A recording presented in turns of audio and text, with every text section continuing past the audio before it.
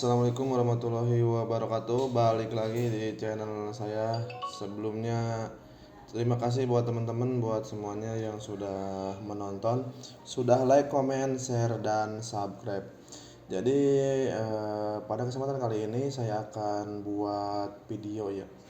Mungkin video lebih ke user experience lah ya. Jadi setelah kurang lebih 1 bulan saya memakai motor listrik Sprinter Prime ini ya, mungkin nanti kan di sini saya akan apa ya akan saya informasikan lah ya, kurang lebihnya apa aja gitu kan, plus minusnya apa aja gitu ya teman-teman, supaya teman-teman yang sudah beli atau yang mau beli tahu ya. Lanjut ya teman-teman, mungkin saya akan bercerita dulu ya. Jadi motor ini dari pertama dibeli sampai sekarang itu dipakai buat anter anak ke sekolah ya. Yang jaraknya kurang lebih itu sekitar 12 kilo. Artinya ketika motor ini dipakai sebenarnya baterainya sih bisa sampai 3 sampai 4 hari ya. Cuman kalau saya kan baru 2 hari langsung di charger ya, langsung dicas supaya ketika kondisi baterai masih setengah kita cas langsung full, jadi performanya tetap enak tarikannya. Kenapa? Karena kalau misalkan baterainya tinggal setengah itu tarikannya kurang ya, tenaganya jadi enggak seperti baterai yang full ya, beda lah gitu kan. Jadi mungkin untuk mulai dari yang minus-minusnya dulu ya. Jadi kekurangannya itu motor listrik Sprinter Prime ini kalau menurut saya ya, opini saya pribadi, yaitu yang pertama sih di shock breaker ya. Itu shock breaker depan atau shock breaker belakang itu keras ya. Ya teman-teman, untuk shock breaker depan itu keras ya teman-teman ya. Jadi shock breaker depan itu ketika melewati jalan yang berlubang, nggak rata atau polisi tidur itu gerada geruduk ya. Itu sendiri ya, apalagi kalau berdua itu tambah parah. Terus kemudian shock breaker belakang juga sama. Kalau shock breaker belakang sih shock breakernya pernya sih empuk. Cuma untuk reboundnya itu nggak ada. Jadi kayak yang mental mentul gitu lah ya teman-teman. Ya mungkin paham lah teman-teman juga. Sehingga kita ketika ada polisi tidur jalan berlubang itu langsung mental gitu kan. Kayak yang dilempar gitu ya. Nah, solusinya gimana ya? Solusinya untuk yang depan sih saya untuk sementara ini ganti olinya. Jadi oli shock breakernya saya ganti pakai oli dari Showa. Nah, Showa yang buat oli motor Honda. Nah, untuk olinya sendiri disesuaikan ya takarannya. Disesuaikan dengan berat badan kita, berat badan si pengendara. Karena kalau misalkan saya bilang, "Oh, kalau saya olinya 80 mili," ya mungkin di teman-teman beda itu kan ya. Kemudian untuk yang belakang solusinya saya sih ganti ya teman-teman. Saya ganti shock breaker pakai shock breaker aftermarket. Itu pakai shock breaker mereknya Scarlett. Tipenya sendiri 902 ya. Untuk panjangnya yang 320. Kenapa saya pilih shock breaker itu? Saya sebenarnya karena ada settingan ribbon sama preloadnya. Jadi si pernya tuh kekerasan pernya bisa disetting, sama ribbonnya baliknya itu bisa disetting juga. Terus saya pilih yang ukuran 320 karena kan kedepannya insya Allah kalau misalkan ada rezeki mau upgrade BLCD ke 12 in. Jadi supaya nantinya nggak ganti shockbreaker lagi gitu kan. Jadi shockbreakernya udah siap lah untuk pakai BLCD 12 in. Nah, untuk selanjutnya mungkin ke apa ya? Ke jarak tempuh ya. Sebenarnya kalau jarak tempuh klaim pabrikan itu kan sekitar 60 sampai 65 kilo gitu ya. Kalau misalkan kita ukur secara akurat pakai GPS itu kayaknya nggak dapet ya, paling di angka 40-an lah ya. Tapi ya balik lagi sih ke beban si motornya atau di beban si pengendaranya kan. Ya mungkin bisa aja 60 kilometer kalau misalkan bebannya di bawah 50 kilo.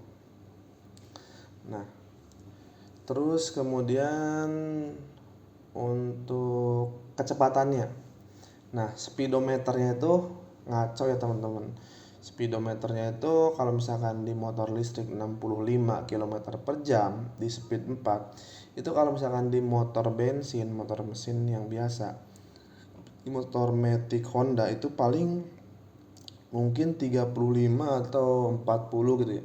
Jadi selisihnya itu sekitar 30 sampai 40 kilometer gitu ya teman-teman. Jadi nggak akurat lah.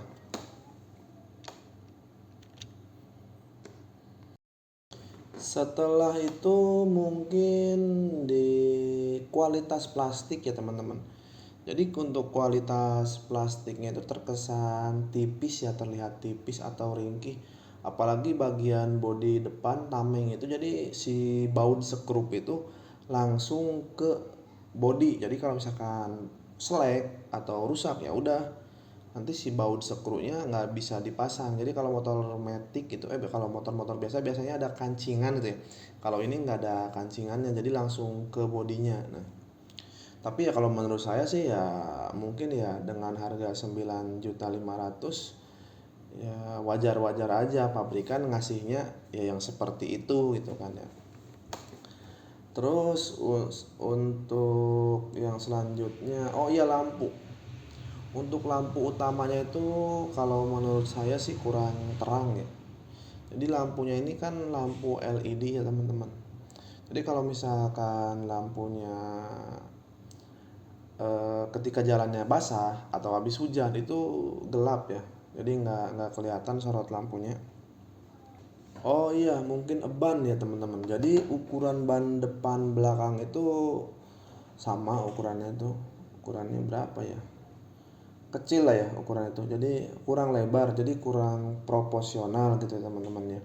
Sehingga dengan bodinya bagian depan lebar, belakang juga lebar, jadi si motor itu terlihat cungkring gitu ya, kaki-kakinya kecil. Makanya saya juga langsung ganti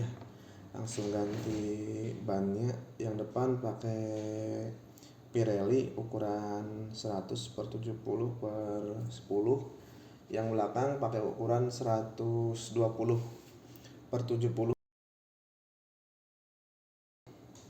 Bagian belakang ini masih bisa ya, ukuran 130 juga masih bisa. Cuma ya kasihan lah ya kalau misalkan si baterainya atau kontrolernya masih standar. Kasihan lah ya, terlalu berat bebannya. Nah, selain itu eh, untuk saklar ya teman-teman, ini saklar punya saya sih yang klaksonnya nggak nyala, nggak bunyi, nggak tahu nih ya. Eh, Entah itu si klaksonnya yang rusak atau soketnya ada yang lepas. Mungkin nanti dicek ya. Oh iya, yang pasti sih teman-teman jadi pusat perhatian ya kalau pakai motor listrik ini, karena kan masih tergolong jarang ya yang pakai motor listrik.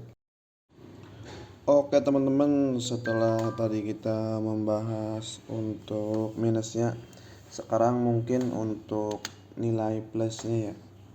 Jadi sebenarnya ada beberapa poin, mungkin banyak lah ya, banyak keuntungannya kita dengan memakai motor listrik ini. Contohnya seperti hemat pengisian bahan bakar, itu yang pertama ya.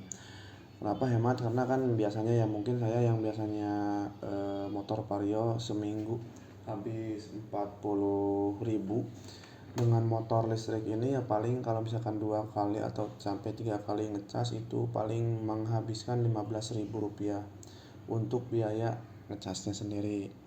Nah yang kedua, yang pasti motor listrik ini ramah lingkungan karena kan tidak menghasilkan emisi gas buang.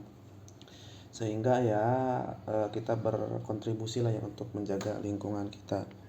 Mungkin yang ketiga itu perawatan lebih mudah ya. Karena motor listrik ini kan nggak ada ganti oli, terus kayak servis gitu kan, terus ganti part per 3 bulan atau per 6 bulan kayak roller CVT atau rantai. Untuk motor listrik ini nggak ada. Terus mungkin yang selanjutnya bebas polusi bising ya. Jadi motor listrik ini tuh bener-bener smooth ya, tanpa getaran dan tanpa suara itu kan. Terus yang selanjutnya harganya ya. Harganya dengan harga yang relatif terjangkau 9 juta rupiah kita bisa memiliki motor listrik. Tentunya 9.500.000 ini masih dalam kondisi off the road ya. Mungkin kalau misalkan kita mau dibikin surat-surat itu mungkin bisa menghabiskan sekitar ya kurang lebih 1 juta ya sampai 2 juta. Tapi kalau menurut saya ya lumayan lah. Terus untuk pajaknya juga sekitar 20 sampai 50 ribu. Sekitar segituan sih ya, nggak nyampe 50 ribu sih kayaknya. Nah itu mungkin plus minus dari motor listrik. Mungkin juga bisa menjadi pertimbangan buat teman-teman yang mau membeli motor listrik, atau misalkan udah beli mau upgrade, mungkin juga ini bisa menjadi pertimbangan. Oke teman-teman, mungkin dari saya cukup sekian ya. Terima kasih buat teman-teman yang sudah menonton. Mungkin ada yang mau ditambahkan atau ada yang mau ditanyakan dari teman-teman sebagai user motor listrik, atau misalkan ya yang mau baru beli motor listrik, bisa ditulis di kolom komentar. Mungkin dari saya kurang lebihnya mohon maaf. Akhir kata, wassalamualaikum warahmatullahi wabarakatuh.